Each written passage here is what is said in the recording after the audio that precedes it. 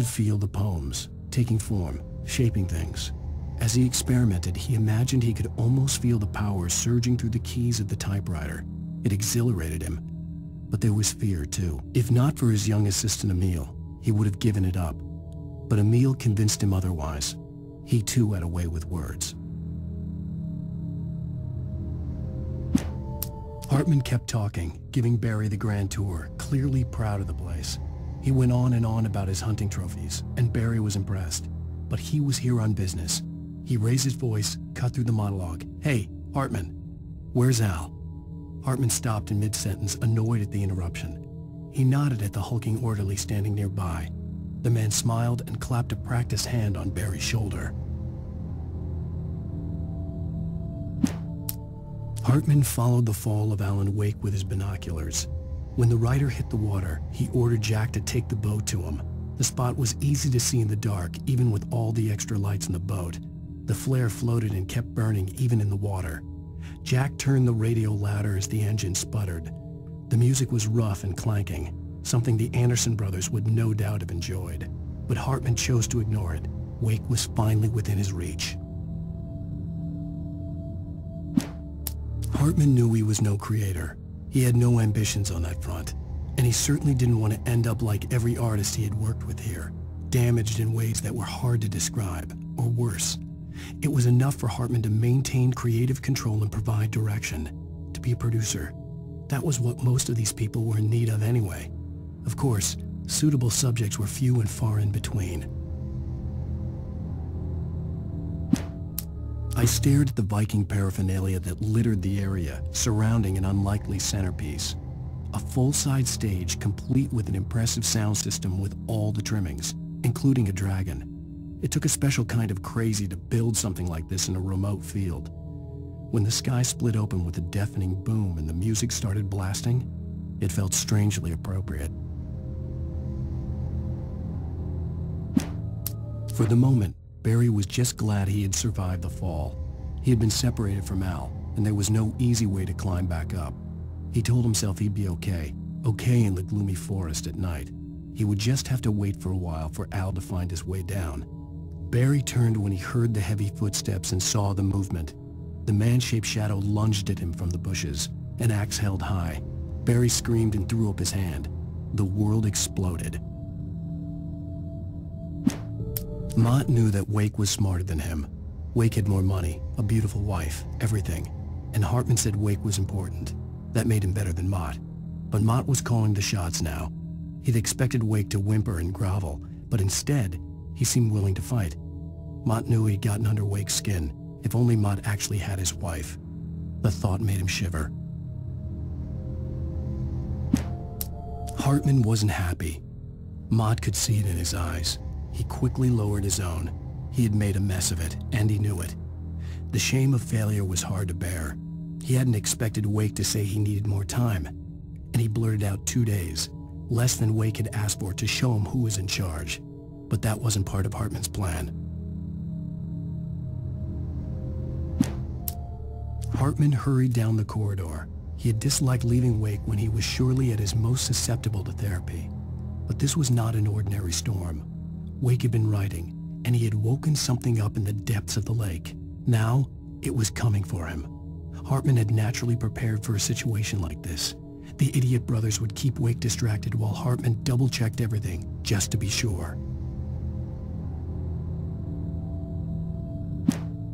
Hartman watched as Wake's features slackened.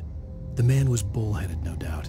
Even lying on the bed, he'd almost broken Hartman's nose the second time. But with a little time, he could break Wake down, give him proper direction. Wake was easily the most promising subject he'd had. Well, since Tom, really. "Sleep well, Alan," Hartman whispered with a smile. "Let me take care of you."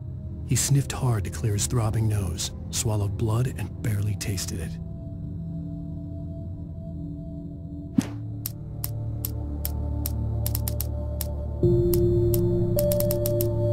Agent Nightingale stared at the passed-out rider. The man was sleeping off one hell of a night. Nightingale felt a stab of envy at Wake's oblivion, but he had a job to do. He put the gun to Wake's head and almost became a murderer. His hand shook and his throat felt tight and dry. Biting his teeth, he tried again to pull the trigger. He lost the nerve. Wake stirred. Nightingale would have to settle for an arrest. The storm raged on as the Anderson brothers walked unsteadily away from the clinic with the other patients in tow, knowing that this time they wouldn't return. The darkness around them seethed with horrors, but Tor and Odin were unafraid. Their eyes glinted with guile. They knew every secret path, and there was blood on their hands. They had fought these shades before. The dark presence followed the choreography laid out to it in the manuscript, growing stronger and stronger, moving like a storm from one scene of destruction to the next. But it was still bound to follow the story and chained to the dark place it came from. When the story reached the end it longed for, it would finally be free. It's 1976. Madness reigns at the Anderson farm. Contrary to all logic, the headiest ingredient of their moonshine is unfiltered water from Cauldron Lake. The Andersons feel like gods. Odin can't stop laughing. He contemplates cutting his eye out.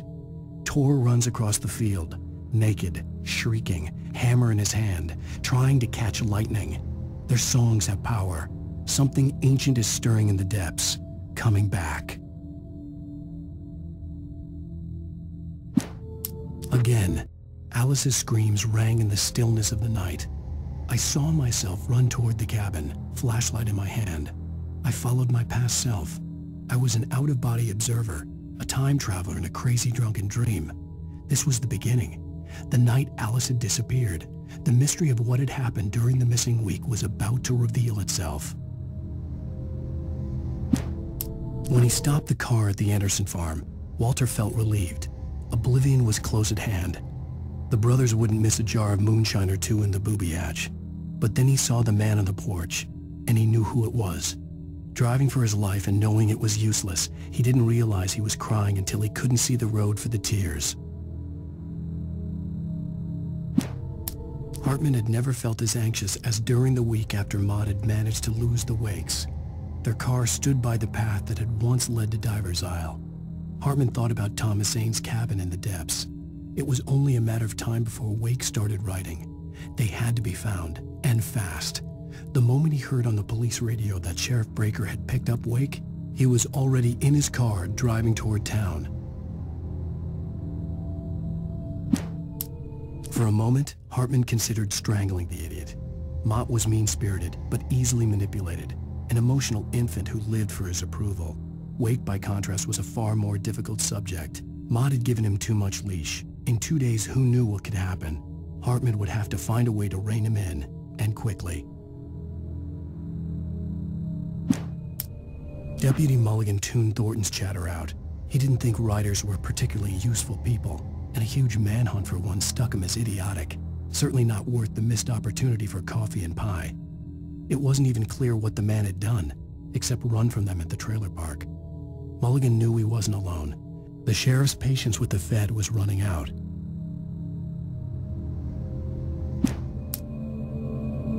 As the deputies hauled Wake and Wheeler away, Agent Nightingale eagerly examined the stack of papers Wake had been carrying.